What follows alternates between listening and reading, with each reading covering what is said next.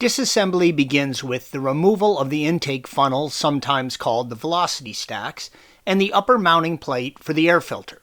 Removing the small locking hex nut will now allow the top cover assembly to be removed from the carburetor body. Remove the air correction screw in order to gain access to the channels and passages within the carburetor body. Make sure that you spray plenty of carb cleaner and compressed air down all the passages to clean them out. The cleanliness of these passages and chambers are directly related to the ability to tune and balance the carburetor. It is not wise to disassemble the bottom part of the carburetor that contains the throttle valves. If the bushings are heavily worn, then additional, more expensive rebuilding will be required. You can tell that the bushings are worn if the throttle valve sticks in the throttle bodies. Very often when the shaft bushings wear, the throttle valves will actually dig a groove into the body of the carburetor. In this case, the carburetor body is worn beyond repair and should be scrapped. The venturis are held in by a set screw that secures them within the inner housing. They can be gently coaxed out of the main carburetor body after removing this screw and then cleaned. Make sure that you are careful to keep track of all the small parts that you remove from the carburetor.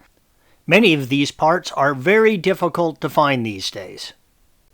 Place the main carburetor body into a parts cleaner and force cleaning solution into all of the passages in the carburetor body. It's also wise to let the housing sit for a while in the cleaning solution. Years of dirty fuel and deposits need to be dissolved and swept out of the internal passages. A cotton swab dipped in carb cleaner makes an excellent tool for cleaning hard-to-reach places. Make sure that you rinse each part under fresh carb cleaner before letting them dry. It is important not to get cotton fibers stuck in small passages of the carburetor.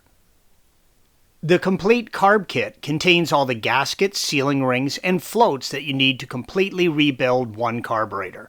In many cases, the carburetor kits are universal across different sizes of carburetors, so don't be worried if you have a few extra gaskets left over when you're finished. When installing the paper gaskets, make sure that you match up the proper size ones for your size carburetor.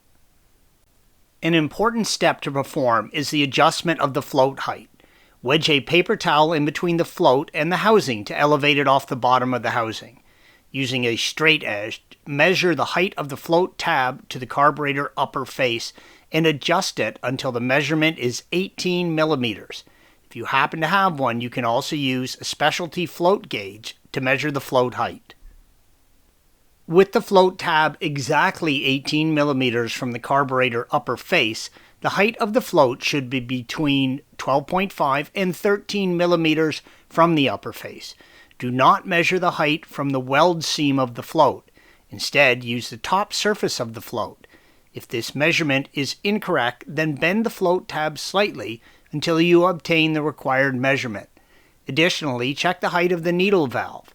When installed with its sealing washer, the needle valve should hang down exactly 18 millimeters from the top of the carburetor housing.